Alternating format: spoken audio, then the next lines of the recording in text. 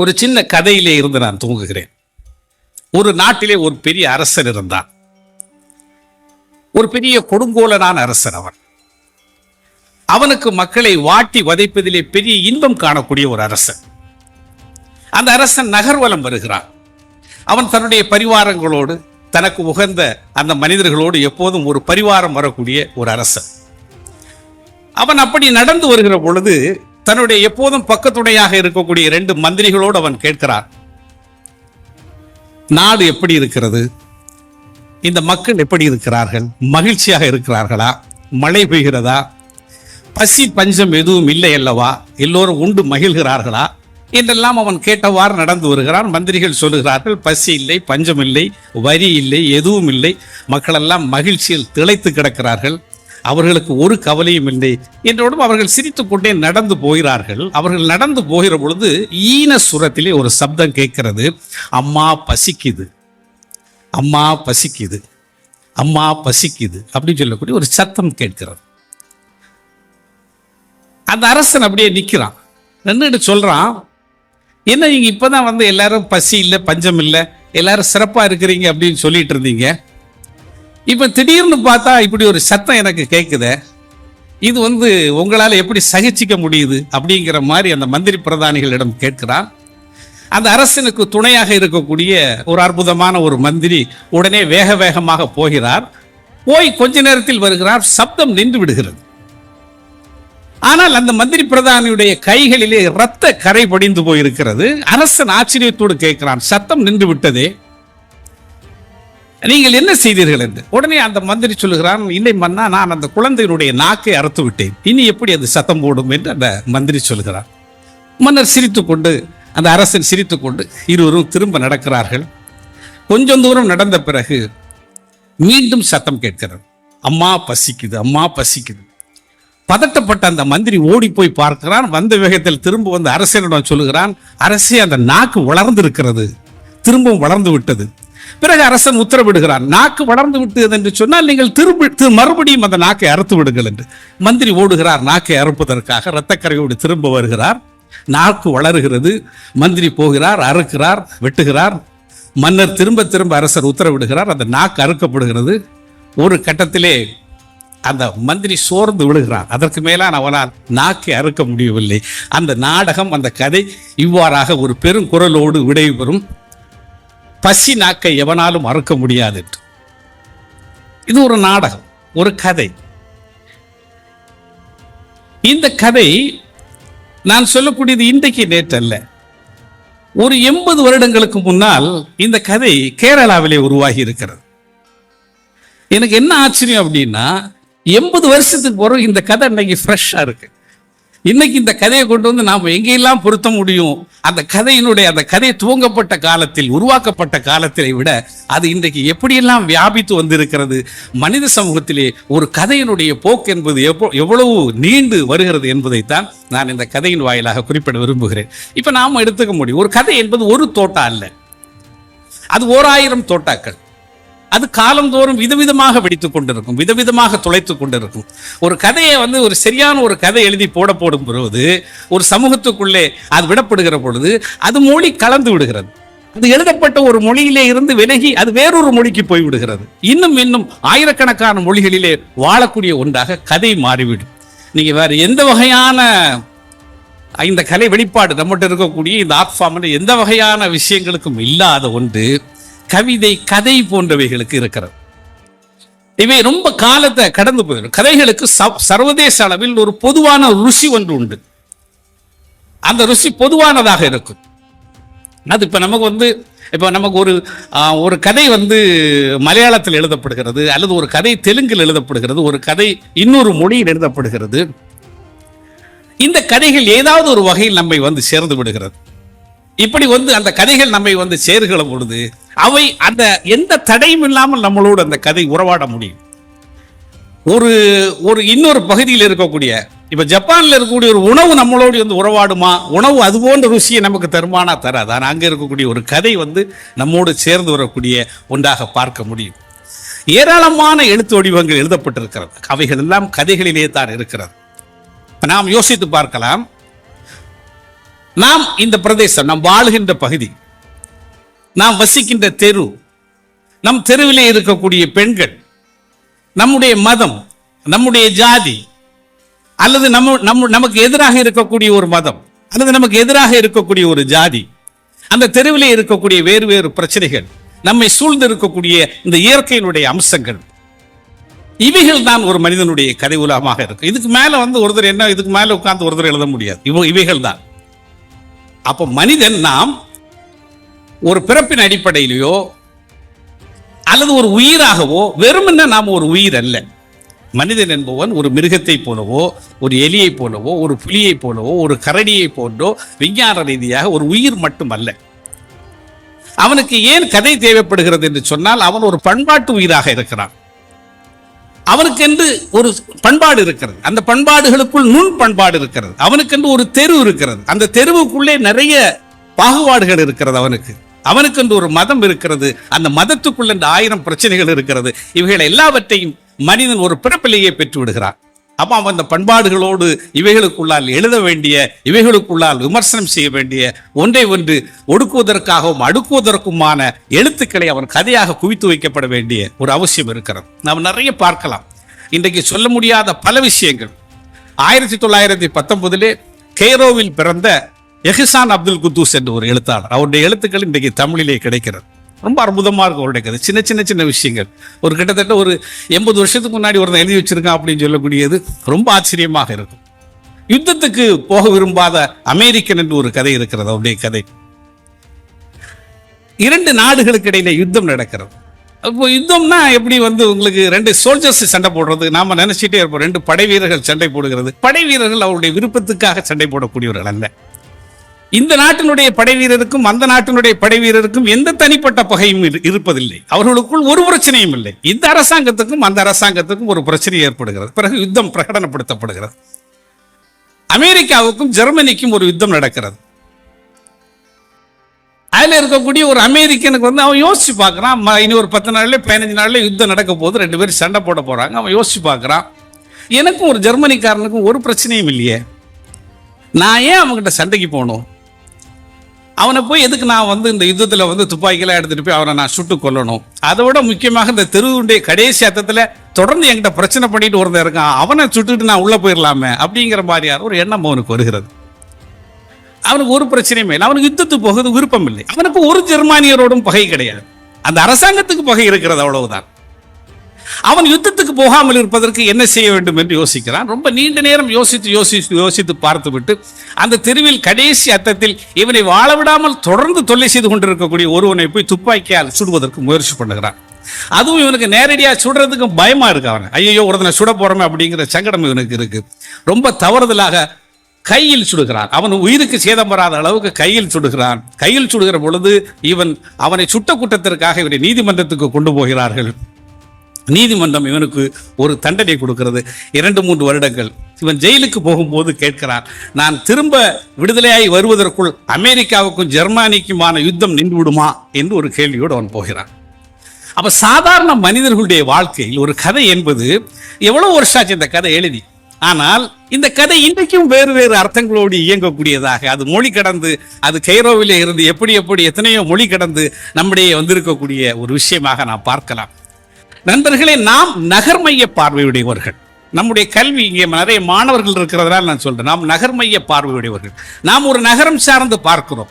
இன்னும் சரியாக சொல்ல போனால், நமக்கு நம்முடைய வாசிப்புகள் முழுமை பெற வேண்டும் என்று சொன்னால், அந்தந்த பண்பாடுகள் சார்ந்து இருக்கக்கூடிய படைப்புகள், கதைகள் நம்மை அடைகிற பொழுதுதான் நம்முடைய வாசிப்பு முழுமை பெறும். இந்த நகர்மையம் சார்ந்து இருக்கக்கூடிய ஒருவருக்கு கடலை பற்றி என்ன தெரியும்? நாம் உரைத்து அசையாமல் இருக்கிற ஒரு பூமியிலே நிற்கக்கூடியவர்கள், எப்போதும் அசைந்து கொண்டு இருக்கக்கூடிய கடலிலே ஒரு பிரம்மாண்டமான ஜனத்திரள் வாழ்ந்து கொண்டு இருக்கிறது. அவர்களுடைய பண்பாடுகள், அவர்களுடைய வாழ்க்கை, அவர்களுடைய வலி, அவர்களுடைய எல்லா உணர்வுகளையும் நாம் எங்கிருந்து பெற முடியும் என்று சொன்னால், அங்கிருந்து கிடைக்கிற படைப்புகள், கதைகளுக்குள்ளே இருந்துதான் நாம் புரிந்து கொள்ள முடியும். இப்ப நேரடியாக அவங்களுடைய தத்துவங்களோடு அவங்களுடைய விஷயங்களோடு நாம போக முடியாது. கதை என்பது ஒரு கதைக்கு எல்லையற்ற ருசி உண்டு, ஒரு பொது ருசி என்று நான் சொன்னேன் அல்லவா? அதுபோல இன்னொரு பண்பாட்டிலே இருக்கக்கூடிய ஒரு கதை என்பது உங்களுடைய எல்லா வட்டங்களையும் கடந்து வந்து விடுகிறது. அந்த மனிதனுடைய உணவு நமக்கு ஒவ்வாமை ஏற்படுத்தும், அந்த மனிதனுடைய உடை நமக்கு ஒவ்வாமை ஏற்படுத்தும். ஆனால் அவனுடைய பண்பாடுகளுக்குள் இருந்து வரக்கூடிய கதை என்பது ஒருபோதும் ஒவ்வாமை தரக்கூடியதல்ல. அப்ப நீங்க உங்களுடைய பொதுவான இந்த சமூகத்தினுடைய ஜனநாயக தன்மையோடு அணுகுவதாக இருந்தால் நீங்கள் எந்த பார்வை உடையவர்களாக இருக்கிறோமோ அந்த பார்வையினுடைய எதிர்நிலையில் இருக்கக்கூடிய பண்பாட்டு கதைகளை சுகீகரிக்க வேண்டிய ஒரு அவசியம். அதுதான் ஒரு அற்புதமான சமூக அமைப்பாக இருக்கும். ஒரு ஆண்மைய பார்வை உடையவர்களாக இருக்கிறோம் நாம். ஒரு பெண்ணினுடைய வலி நமக்கு தெரியாது. ஒரு பெண்ணினுடைய வலியோ அல்லது அவர்களுடைய பிரச்சனைகளோ நேரடியாக புரிந்து கொள்வதற்கு நாம் தயாராக இல்லை. ஆனால் அவர்களிடமிருந்து உருவாகி வரக்கூடிய கதைகளை வாசிப்பதன் மூலமாக அது நம்மை இன்னொரு சரிசமமான பார்வைக்கு கொண்டு வரக்கூடிய ஒரு விஷயத்தை செய்யும். இப்போ கதையினுடைய ரோல், கதையினுடைய மொழி அப்படின்னு சொல்லக்கூடிய அது ஒற்றை மொழியோ, அது மொழிகள், அது பல மொழிகள், பல தன்மைகளுடையது, பல உண்மைகள் போல, பல வரலாறுகள் போல கதைகளுக்குள் வியாபித்து கிடக்கும். திரும்பியும் நம்ம அந்த கதைக்கு தான் வரோம். நிறைய பேர் இருக்கிறீங்க. எப்படியாக இவைகளை புரிந்து கொள்வது இன்னும் நமக்கு தெரியாது. கடல் பற்றி தெரியாது, காடு பற்றி நமக்கு தெரியாது, அந்த வனப்பழங்குடியினுடைய வாழ்க்கை பற்றி தெரியாது. இவர்கள் இந்த கடலில் இருக்கக்கூடியவர்கள் இன்னொரு கடல் பழங்குடியினர். அவர்களை பற்றின புரிதல் என்பது எதுவும் நமக்கு இல்லை. ஆனால் இன்றைக்கு ஒரு 10, 20, 25 வருடங்களாக அல்லது ஒரு 30, 40 வருடங்களாக கதைகள் படைப்பு என்பது குவிந்து இருக்கிறது. நம்முடைய ஒரு சந்தோஷமான ஒரு விஷயமாக அதைத்தான் நாம் பார்க்க முடியும். ஒரு 50 ஆண்டுகளுக்கு முன்னால் நம்முடைய இலக்கியம் என்பதோ நம்முடைய கதைகள் என்பதோ யாரோ கொஞ்சம் பேருக்கு சொந்தமான ஒன்றாக இருந்தது. அவைகள் வேறு வேறு வேறு பதிவுகளையோ நுண் பண்பாடுகளையோ சிறிய சிறிய விஷயங்களையோ இங்கு இருக்கக்கூடிய சின்ன குழுக்களுடைய வாழ்வை பற்றிய பதிவுகளோ இல்லாத ஒரு பெருவழியை இன்றைக்கு ஒரு 30, 40 ஆண்டு காலம் தமிழகத்திலே அரசியல் மாற்றங்கள் எல்லாம் நிகழ்ந்த பிறகு அதற்கு பின்னாலே இருக்கக்கூடிய அற்புதமான அந்த திராவிட சித்தாந்தம் என்பது அவைகளை இன்றைக்கு சமப்படுத்தி இருக்கிறது என்று ஒரு வகையிலே நாம் பார்க்க முடியும். இன்றைக்கு நிறைய எழுத்துக்கள் வருது. இன்றைக்கு இந்த கொண்டாட்டமே இன்றைக்கு நாம் ஒரு 10, 15 வருஷமா இந்த புத்தகம் இவைகளை பற்றி பேசக்கூடிய விஷயங்கள் எல்லாம் இன்றைக்கு பெருகி வந்திருக்கிறது என்பது என்று சொல்லக்கூடியதுன்னு பார்த்தா நம்ம இந்த தன்மைகளை ஜனநாயகப்படுத்துவதற்காக ஏற்படுத்தக்கூடிய ஒன்றாகத்தான் நாம் பார்க்க முடியும். ஏராளமான கதைகள் நீங்க அதை திரும்ப திரும்ப நிறைய மொழிபெயர்ப்பு கதைகள் எல்லாம் இன்றைக்கு தமிழிலே குவிகிறது. நமக்கு ஒரு தரங்களோட திருவனந்தபுரத்துக்கு போகும்போது அங்க இருக்கக்கூடிய உணவு சில நேரங்கள் நமக்கு பிடிக்காம இருக்கும். ஆனா அங்க இருக்கக்கூடிய கதைகள் நமக்கு ஒருபோதும் பிடிக்காமல் இருந்ததில்லை. அது மதிலிகளாக இருக்கலாம், எம்டி வாசுதேவன் அவருடைய கதைகளாக இருக்கலாம், எந்த கதைகளாக இருந்தாலும் திரும்ப திரும்ப திரும்ப அவை நம்மோடு பேசுகிறது, நம்மோடு நிறைய விஷயங்களை சொல்லக்கூடிய ஒன்றாக மாறி இருக்கக்கூடிய ஒன்றை பார்க்கலாம். இன்னைக்கு அந்த ஒரு மொழியே பார்த்தீங்கன்னா அது கதை வரும்போதே அது பல பகுதிகளுக்கு போயிருது, பல பகுதிகளுக்கு விரிவடைஞ்சு போயிருது. மைக்ரோ ரொம்ப சிறிய சிறிய வாழ்க்கைகள் பதிவு செய்யப்பட்டிருக்கு தமிழ்ல. அது எழுதாத பக்கம் என்பதே இல்லை. அவ்வளவு தூரத்துக்கு ரொம்ப எளிய ஒரு அன்இமேஜபிள், நம்ம கற்பனை செய்ய முடியாது. வரிதையாவனுடைய கையறு நதி என்று ஒரு புதினம் இருக்கிறது. ஒரு மனம் மனச்சிதைவுக்குள்ளானவர்களுடைய வாழ்க்கை பற்றிய பதிவு. ஏனென்று சொன்னால் அதை அவர்கள் நேரடியாக எழுத முடியாது. இப்போ ஒரு காதல் வயப்பட்டவர் அவர் காதல் கதைகளை எழுதி விடுவார். ஒரு யுத்த களத்திலே, ஒரு அகதி முகாமிலே அல்லது ஒரு யுத்த சமூகத்திலே, யுத்த பின்னணியிலே இருக்கக்கூடியவர்கள் அவர்கள் அதற்கான நிறைய புதினங்களை, நிறைய கதைகளை உருவாக்கி வைத்திருக்கிறார்கள். ஒரு மனச்சிக்கலுக்குரியவர் அந்த சிக்கலை எவ்வாறு பதிவு செய்வது, அங்கு ஒரு பிரம்மாண்டமான ஒரு அவதானத்தை நிகழ்த்தி அவர் எழுதியிருக்கக்கூடிய கையிறு நதி என்கிற ஒரு புதினம் இருக்கிறது. ஒரு இயல்பான ஒரு பெண்ணினுடைய கிட்டத்தட்ட அது ஒரு சுய வரலாற்று நாவல் போலவோ அல்லது அவைகளை மிக நெருக்கத்திலே இருந்து அவதானித்த ஒரு மனிதனுடைய எழுத்து போலவோ அந்த எழுத்துகள் வந்திருக்கிறது. அதனால எந்த முனையிலேயுமே கதை என்பது நமக்கு இல்லாமல் இல்லை. அவைகள் நம்மை தொடர்ந்து அடைந்து கொண்டே இருக்கிறது. நிறைய பேசப்படுறோம், நிறைய கதைகள். அது எப்படி சொல்லக்கூடியது, நம்முடைய இப்ப நான் வெளிநாட்டில் இருக்கும்போது நாம பேசுற தமிழ் அரபிகளுக்கு பிடிக்காது. அவன் என்ன பண்ணுவான், என்ன இவன் பார்த்தாலும் இப்ப கிறுக்கிற, நம்ம 2 தமிழர்கள் பேசுகிற பொழுது அவனுக்கு கிறுக்கிறு என்று சத்தம் கேட்கும். அந்த சத்தம் என்ன எப்ப பார்த்தாலும் கிறுக்கிறு சத்தம் போட்டுட்டு இருக்கான் அப்படிங்கிற மாதிரி அவனுக்கு இருக்கும். ஆனால் அந்த அரபிகள் இன்றைக்கு என்னுடைய கௌரவ் பத்தா கதையை படிக்கிறார்கள். கதை அவர்களுக்கு பிடித்திருக்கிறது. அதான் அதனுடைய மிக முக்கியமான விஷயமாக நான் பார்க்க முடியும். அது கிட்டத்தட்ட சொன்னா கொஞ்சம் பெருமையான விஷயம் போல என்னமோ இருக்கக்கூடாது. அரபில் முதலாக மொழிபெயர்க்கப்பட்ட ஒரு சிறுகதை என்பது என்னுடைய கௌரவ் பத்தா சிறுகதை. அந்த கதை அவர்கள் வாசிக்கிறார்கள். இந்தியாவிலேயே நிறைய மொழியிலே பேசப்பட்டது, எழுதப்பட்டிருக்கிறது, மொழிபெயர்க்கப்பட்டிருக்கிறது. ஒரு இஸ்லாமிய பெண்ணினுடைய கல்வியை வற்புறுத்தி அந்த கல்வியினுடைய அவசியத்தை வலியுறுத்தி எழுதப்பட்ட ஒரு கதை. கிட்டத்தட்ட அந்த கதை ஒரு சாதாரண தட்டையான மொழியிலே அந்த கதை எழுதியிருந்தேன். அந்த கதை எழுதிய காலத்திலே 98 கதை எழுதிய போது சொன்னார், இந்த கதையெல்லாம் ஒரு 5 வருடங்கள் கழித்தால் தீண்டுவார் இருக்காது, 2 வருஷம் கழிச்சா அந்த கதை போயிடும், இந்த தட்டையான எழுத்து முறை இதெல்லாம் இருக்காது அப்படின்னு சொல்றாங்க. அந்த கதை 25 ஆண்டுகளுக்கு பிறகு அரபியிலே அந்த கதை மொழிபெயர்க்கப்பட்டிருக்கிறது. 20 வருடங்களுக்கு பிறகு அந்த கதை உருதிலே மொழிபெயர்க்கப்பட்டிருக்கிறது. ஏன் சொல்லுகிறேன் என்று சொன்னால், ஒரு நிகழ்ச்சி தமிழ்நாட்டிலே கவர்னர் பாத்திமா பிபி என்று ஒருவர் இருந்தார், ஒரு இஸ்லாமிய பெண்மணி. ஆச்சரியமாக இருக்கிறது. இந்த பள்ளிக்கூடத்துல இந்த பிள்ளைங்கள்லாம் முஸ்லீம் பொம்பளை பிள்ளைங்க அவங்க வீட்டில் பிள்ளைகிட்ட உம்மாட்ட பள்ளிக்கூடத்துக்கு போட்டா அப்படின்னு கேட்டா வீட்டில் சொல்லக்கூடிய ஒரு வார்த்தை என்ன சொல்லுவாங்கன்னா, ஆமா இவ பொட்ட பிள்ளை படிச்சு பெரிய கவர்னராட் ஆயிடுவா. இந்த வார்த்தை திரும்ப திரும்ப சொல்லப்படக்கூடிய வார்த்தை, பெண்கள் மீது பயன்படுத்தப்படக்கூடிய வார்த்தை, படிச்சு பெரிய கவர்னர் ஆயிடுவா. அப்படி சொல்லப்பட்ட சமூகத்துக்குள்ள இருந்து உண்மையிலே அசலாக ஒரு கவர்னர் உட்கார்ந்து இருக்கிறார். இதுதான் அந்த வாழ்க்கையை பேசுகிற கதையாக இருந்தது. நிறைய சொல்ல முடியும். சின்ன சின்ன சின்ன சின்ன விஷயங்களாக கதைகள் வியாபித்து கிடக்கிறது. அது ஒரு எல்லை கடந்து ஏராளமான மொழி இவைகளை எல்லாவற்றையும் நமக்கு இன்றைக்கு கொண்டு தரக்கூடிய ஒன்றாக கதைகளுடைய உலகம் இருக்கிறது. அது எப்படி சொல்ல முடியும்னு சொன்னா, நான் திரும்பவும் ஒரு கதைக்கு வரேன். திரும்ப உங்களுக்கு கதை தான் நம்ம பேசுறதுக்கு நிறைய நம்மகிட்ட இருக்கக்கூடிய விஷயம். நமக்கு கதை இல்லாமல் நமக்கு எல்லாராலையும் வாழ முடியுமான்னு எனக்கு கூட தெரியல. நாம திரும்ப திரும்ப திரும்ப ஏதாவது ஒரு வகையில் கதைகள் நம்மளை தொடர்ந்து அடைந்து கொண்டே இருக்கும். கதைகள் இல்லாமல், ஏன்னா நம்ம கதை தான் நம்ம கட்டுறதுக்கு தயாரா இருக்கோம்.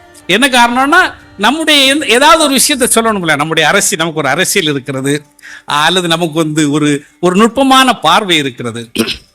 இவற்றையெல்லாம் நாம் எப்படி சொல்வது? நேரடியாக போய் சொல்லிக் கொண்டிருக்க முடியாது. கிட்டத்தட்ட 1789 காலகட்டத்திலே பிரெஞ்சு ரெவல்யூஷன்லேயே கூட அந்த முறைகள் தான் நடைமுறைப்படுத்தப்படும். அந்த முறைகள் தான் செயலில் இருந்தது. கதைகள் எழுதினார்கள், சின்ன சின்ன கதைகளாக தங்களுடைய அரசியல்களை முன்வைத்தார்கள்.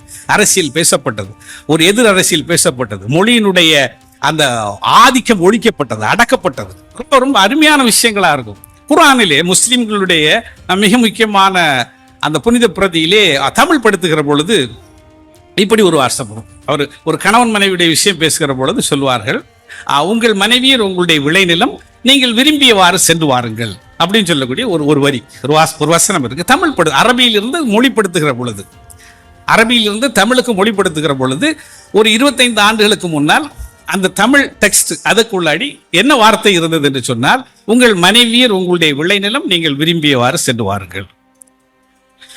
அதே குர்ஆன் ஆங்கிலத்திலே மொழிபெயர்க்கப்பட்டது. ஆங்கிலத்திலே மொழிபெயர்க்கப்பட்ட போது ஆங்கிலத்திலே அந்த மனைவியர் என்கிற இடத்திலே ஸ்பௌஸ் என்கிற வார்த்தை பயன்படுத்தப்பட்டது. பிறகு அங்கிருந்து மீண்டும் தமிழிலே வருகிற பொழுது, உங்கள் இணையர்கள் உங்களுடைய விளைநிலம், நீங்கள் விரும்பியவாறு சென்று வாருங்கள். நீங்க இது ஒரு மொழி சாதாரண விஷயம்தான். எப்படி அந்த ஃபர்ஸ்ட் மொழிபெயர்க்கப்பட்ட அந்த பிரதி ஒரு ஆண் வாசிப்புக்கான டெக்ஸ்டாக மாறுகிறது. உங்கள் மனைவியர் உங்கள் விளைநிலம் என்பது ஒரு ஆண் வாசிப்புக்கான ஒரு டெக்ஸ்டா மாறுகிறது. பிறகு உங்கள் இணையர் உங்கள் விளைநிலம் என்று சொல்லுகிற பொழுது அது ஒரு பொது வாசிப்புக்கான, அங்க 2 பக்கமும் அதிகாரம் வருது. நாம் மொழிகளில் இவைகளைத்தான் கண்டுபிடிக்க வேண்டும். கதையோ அல்லது வேறு வேறு விஷயங்களோ, இந்த நுட்பமான அரசியல்களை இவைகளை உடைப்பது, அதிகாரம் சார்ந்தவைகளை உடைப்பது அல்லது அதிகாரம் செலுத்தக்கூடியவைகளை சமப்படுத்துவதற்கான விஷயங்களை எது செய்யும் என்று சொன்னால், அவற்றுக்குள்ளால் நிகழ்கிற கதைகள் நிறைய இருக்கு. எண்ணிலடங்க நமக்கு வாசிக்கிறதுக்கு தயாரா இருந்தா நான் எப்படி சொல்ல முடியும், அது ஏராளமான கதைகளாக குவிஞ்சு கிடக்கும். நம்மட கற்பனை பண்ண முடியாது. ஒரு மனிதர், நான் நேற்று இரவு பிரயாணத்தில் ஒரு கதை வாசித்துக் கொண்டிருந்தேன். ஒரு மனிதர் இறந்து போகிறார். அந்த இறந்து போன மனிதரை மேலே கொண்டு போகிறார்கள். அவர் போனதும் அவருக்கு ஒரு ஜட்ஜ்மெண்ட். அப்போ அவர் என்ன சொல்றாங்க, இப்படி இவருக்கு என்ன கொடுக்கறது என்னன்னு தெரியல அப்படின்னா அவங்களுக்குள்ள ஒரு விசாரணை நடத்தி ஒரு விஷயத்துக்கு வராங்க. அவருக்கு மற்றவங்க நிறைய பேருக்கு அதை இவருக்கு என்ன பண்றது அப்படிங்கிற மாதிரி ஒரு ஜட்ஜ்மெண்ட் கொடுக்க முடியல. அப்போ கடைசியில் ஒரு பெரிய பேரொழி மாதிரி ஒரு ஒளி அவர்கிட்ட விசாரிக்குது. அப்போ அவருக்கு ஒரே வார்த்தை திரும்ப திரும்ப சொல்லிட்டே இருக்காரு, நான் ஒரு பாவமும் செய்யவில்லை, நான் எந்த பாவமும் செய்யவில்லை அப்படின்னு சொல்லக்கூடிய மாதிரி அதே வார்த்தையை அவர் திரும்ப திரும்ப சொல்லிட்டு இருக்காரு. அப்போ கடைசியில் அவங்க அந்த ஏடெல்லாம் புறங்கி பார்த்தா எடுத்துலாம் தட்டி பார்த்து பேசிட்டு இருக்கும்போது கேட்குறாங்க, இல்லையே உங்ககிட்ட 1-2 சின்ன மிஸ்டேக் இருக்க, நீங்கள் குடிச்சிருக்கீங்கள அப்படின்னு சொல்லக்கூடிய அந்த விஷயத்தை பார்த்து அது இருக்குதே அப்படின்னு சொல்லிட்டு. அப்பவும் அவர் சொல்றாரு, நான் யாருக்கும் எந்த கெடுதலும் செய்யவில்லை, நான் ஒரு பாவமும் செய்யவில்லை அப்படின்னு சொல்லி பார்த்து, இல்லையே நீங்கள் வேற நீங்கள் பிழையாக நீங்கள் பெண்கள் இது மாதிரியான விஷயங்கள்ல கொஞ்சம் பலகீனமாக இருந்திருக்கீங்களே அப்படின்னோடனே அப்பவும் அவர் சொல்றாரு, நான் ஒரு பாவமும் செய்யவில்லை, யாருக்கும் எந்த தீங்கும் செய்யவில்லை அப்படின்னு சொல்லி அவர் சொல்லிட்டு இருக்காரு. திரும்ப திரும்ப அந்த மனிதர், நான் ஒரு பாவமும் செய்யவில்லை, யாருக்கும் எந்த தீங்கும் செய்யவில்லை. அப்ப ரொம்ப நேரம் கழிச்சு பார்த்து அவரை வந்து சொர்க்கத்துக்கு அனுப்பிடுங்க அப்படின்னு சொல்லக்கூடிய மாதிரி முடிவாகுது. அவர் சொர்க்கத்துக்கு போயிறாரு. அப்போ அவர் இது இக்ஸான் அப்துல் குத்தூஸோட ஒரு கதை தான். அதனால் அவர் வந்து இந்த நேரம் சொர்க்கத்துக்கு போனால் அங்கே கொஞ்சம் மனிதர்கள் எல்லாம் இருக்கிறாங்க. எல்லோரும் வெண்மையான உடை அடைந்து ரொம்ப ஐஸ்வர்யமாக எல்லாரும் உட்கார்ந்துருக்காங்க. அப்போ இவர் போனோடனே கேட்காரு, இவருக்கு டவுட், அப்போ உங்கள் சொர்க்கத்தில் இருக்கக்கூடியவங்கெல்லாம் முஸ்லீம்கள் தான் போல இருக்குது அப்படின்னு நினச்சி இவர் கேட்கார். போனோட ரொம்ப ஆர்வம் மீதியால் கேட்கார், நீங்கள் எல்லாரும் முஸ்லீம்களா அப்படின்னு சொல்லிட்டு. அவர்கள் சொல்கிறார்கள், நாங்கள் யாரும் முஸ்லீம்கள் இல்லை என்று அவர்கள் சொல்கிறார்கள். பிறகு அடுத்த கேள்வி இவருக்கு வருகிறது, இல்லை என்றால் நீங்கள் கிறிஸ்தவர்களா? இல்லை, நாங்கள் கிறிஸ்தவர்கள் இல்லை. மூணாவதா கேட்குறாரு, நீங்கள் எல்லாரும் இங்கே இருக்கிறவங்கெல்லாம் யூதர்களா? அது அந்த நிலத்திலே நடந்த இல்லை, இங்கன்னா இன்னொரு கேள்வி கூட வந்திருக்கலாம்னு நினைக்கிறேன். அப்போ யூதர்களா அப்படின்னா யூதர்களும் இல்லை. அப்படி என்றால் நீங்கள் எல்லாம் யார்? அப்போ அவர் சொல்லார், நாங்கள் இந்த பூமியில் மதம் எல்லாம் வருவதற்கு முன்னால் இருந்த மனிதர்கள் என்று அந்த கதையை நிறைவு செய்வார். நண்பர்களே, அது ஒரு கதை, சாதாரணமான ஒரு கதை. ஒரு கிட்டத்தட்ட என் பார்த்தா அவர் 1990 தான் இக்ஸானுடைய மரணம் நிகழ்ந்தது. கைரோவிலே அவர் மரணித்தார். அவர் வந்து அதுக்கு ஒரு 20 வருஷத்துக்கு முன்னாடி எழுதியிருந்தா கூட ஒரு 1070 அது மாதிரியான காலகட்டத்தில் இந்த கதையை அவர் எழுதியிருக்க முடியும். யோசித்து பாருங்கள், மனிதன் ஒரு கதை வந்து அது எப்படி மொழி எல்லாம் தாண்டி எவ்வளவு பகுதிகளில் பிரயாணித்து நம்மளோடு வந்து ஒட்டி உறவாடுது அப்படின்னு சொன்னால், கதைகளுக்குத்தான் இந்த அற்புதமான பெரும் வெளி உண்டு, அழகான அமைப்புகள் உண்டு. இப்போ நீங்கள் நம்ம நிறைய வடிவங்கள் இருக்குது, கட்டுரை இருக்குது, அவைகளெல்லாம் நாம் படிக்கிறோம். ஆனால் அவை ஒரு பொருள் சார்ந்து இயங்குகிற பொழுது ஒரு குறிப்பிட்ட கட்டத்திலே இன்னொரு பொருளாக அவை மலர்வதிலே நிறைய சிக்கல் உண்டு. ஆனால் கதைகளுக்கு அப்படி அல்ல, கவிதைகளுக்கு அப்படி அல்ல.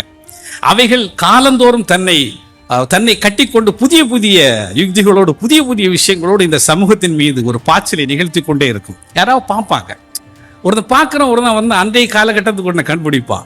ஒரு 25, 40, 50 வருஷத்துக்கு முன்னாடி கேரளாவில் உள்ள அந்த கதையை நான் சொல்லுகிற பொழுது அந்த கதை என்னவா இருந்துச்சு அப்படின்னா, அது இன்றைக்கு வந்து ஒரு அற்புதமான தன்மையாக இருக்கும். நான் ஒரு கதை எழுதியிருந்தேன் ஒரு 14, 15 வருடங்களுக்கு முன்னாடி. எனக்கு அந்த கதையை நேற்று யோசிக்கும் போது ஆச்சரியமாக இருந்தது. ஒரு ஊரிலே ஒரு மனிதர் குதிரையாக மாறி விடுவார். அவருக்கு பேர் PK. அப்போ அந்த ஊரில் மொத்தம் அந்த பேச்சு அப்படிதான், அவர் PK குதிரையா மாறிட்டாரு.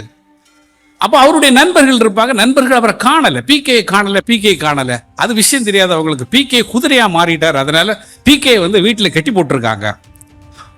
அப்போ பார்க்கணுமே அப்படின்னு சொன்னால் அவங்க வீட்டில் யாரும் அலோவ் பண்ண மாட்டாங்க. அவர் ரூமில் இருக்கார், ரொம்ப கணக்கிறாரு, எங்களால் அந்த குதிரையுடைய சவுண்டை சகிக்க முடியல அப்படின்னா, இல்லை நாங்கள் அவருக்கு ரொம்ப நெருக்கமானவங்க, தெரிஞ்சவங்க, நீங்கள் பின்பக்கமாக ஒரு ஜன்னல் திறந்து விட்டுட்டீங்கன்னா அந்த ஜன்னல் வழியாக நாங்கள் PKயை பார்த்துட்டு போயிடுறோம். அப்போ அவங்க ரொம்ப நேரம் ஃபேமிலியெல்லாம் டிஸ்கஸ் பண்ணிட்டு அப்போ அவங்க சொல்லுவாங்க, அவர் கிட்டத்தட்ட ஒரு பகுதிக்கு மேலே குதிரையாக மாறிட்டாரு, அதனால வந்து ஆடை இல்லாமல் இருக்கிறாரு, நாங்கள் அந்நியர்களை வந்து எப்படி இந்த நேரத்தில் காட்டுறது? அப்போ நீங்கள் ஒன்றும் இல்லை, நாங்கள் வந்து ரொம்ப தெரிஞ்சவங்க தான், நீங்கள் ஜன்னலுடைய விளிம்பை லேசாக திறந்தீங்கன்னா நாங்கள் எல்லாம் பார்த்துட்டு போயிடுவோம்.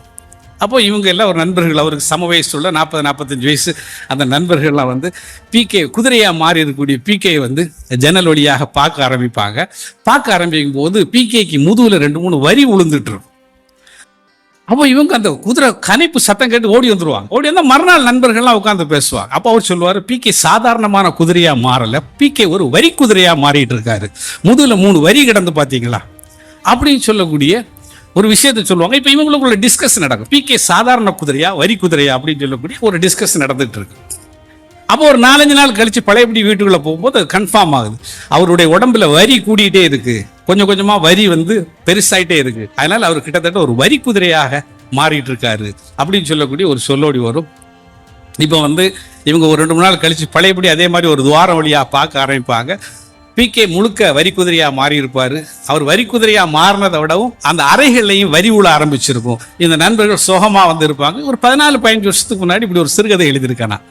எனக்கு அந்த கதையை நேற்று எடுத்து படித்து பார்க்கும்போது இந்த வரி குதிரை, இந்த PK, அந்த வீடு முழுவதும் வரியாகக்கூடிய இந்த விஷயங்கள் அப்படின்னு சொல்லக்கூடியது இன்னொரு நான் எழுதிய காலத்தில் உணர்ந்த ஒரு எழுதிய நானே வாசிக்கிற பொழுது அது எனக்கு அப்போது தந்த மொழியை போல் அல்லாமல் இப்போது அது வேறொரு விஷயத்தை தரக்கூடியதாக இருக்கிறது. கதைக்குள் ஏராளமான விஷயங்கள் இருக்கிறது. கதைகளை நாம் கண்டுபிடிப்பதுதான் கடினம். கதைகளுக்குள்ளால் நாம் புகுந்து வெளியேறுகிற பொழுது நாம் பெறக்கூடிய அனுபவங்கள் என்பது அது ஒரு உலகளாவிய அனுபவமாக இருக்கிறது.